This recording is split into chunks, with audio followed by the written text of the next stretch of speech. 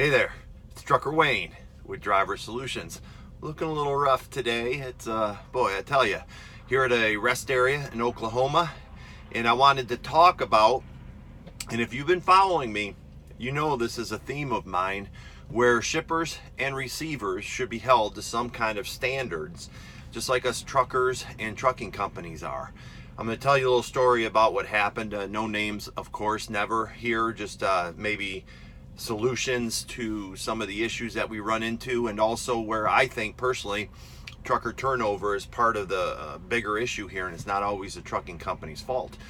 But I was at a shipper last night and I knew I was going to be short on hours, and gave a couple calls to see if there was some overnight parking. Didn't receive a call back, and then when I got there I had, oh gosh, maybe 3 hours on my 14-hour clock. They kept me 6. There was no overnight parking, and there had some spots for parking, but they were full. So I asked the guy when I was leaving. He goes, "Oh, they park out on the street." And I said, "There's a sign out there, and it says $750 fine if I'm parked." "Oh, they never come by here. This is a dead end." But there's a sign that says $750 fine. It's easy for him to say, "Go out there and park on the street," right? And I could get a $750 fine. These are the kind of the things that we have to deal with all the time, every day out there. They talk about us managing ourselves, but you know what? This is a team effort. We can't do this alone. Shippers and receivers take 4, 5, 6 hours to load us and then say adios. And it's like, well, next time I go there, I know personally I won't go there anymore until I have 7, 8 hours on my clock. And see, that's just a domino effect where I have enough years in that I feel confident that if I show up there again, I don't care if I have 6 hours on my clock or 5 hours on my clock. I'm not showing up unless I have plenty of hours to eat, so I'm not leaving with nothing on my clock.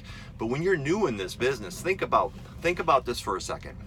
If you're new in this business and you're in your first year and you show up to that shipper and you're stressing anyways, you want to be on time, you want to do the right thing, and you go, what's going on in your mind, and next thing you know, adios, see you later, we just burnt your clock out. It doesn't make any sense. And I really think though that some of these things in trucker turnover has to do with stuff like that, and shippers and receivers are not being held to any type of standards. Some are great. The majority of them are great. It's the 10 to 15 to 20% that really get us truckers in a bind, because the DOT officer could care less about what I went through. All he cares about is what's on my clock, and that's a whole nother issue too. Now we're talking about the DOT. When they look at that, to them it's just excuses. They're like, well, you shouldn't have shown up there, and it's, like I said, it's a team effort. I shouldn't have shown up there, and I'll know better next time. But the very important thing to realize when you're in this business is not all shippers and receivers are like that, but there's enough of them out there that I think, and I've said this before too, and I'll end it this way: if they keep me over 2 hours, I think I should be exempt from hours, and I should be able to start my clock all over again. Or if they keep me over 2 hours, they should have to pay a penalty, just like I would have to pay a ticket. This would solve a lot of things. First of all, it'd solve a lot of our grief about trying to find a parking spot when they eat up all your hours. And second, I think it would really go a long way in helping with trucker turnover. You can't just blame the trucking companies for this. They have no say in what that company does, and rightfully so.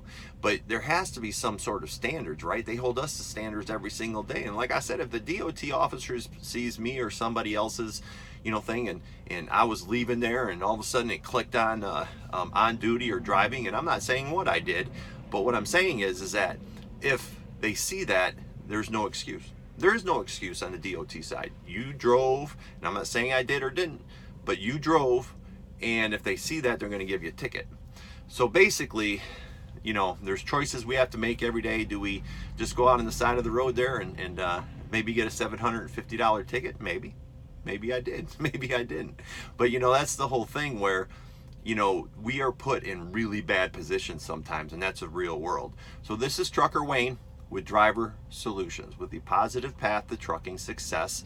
Check me out at www.truckerwayne.com, and also check out my Facebook page at Trucker Wayne. And I'm out.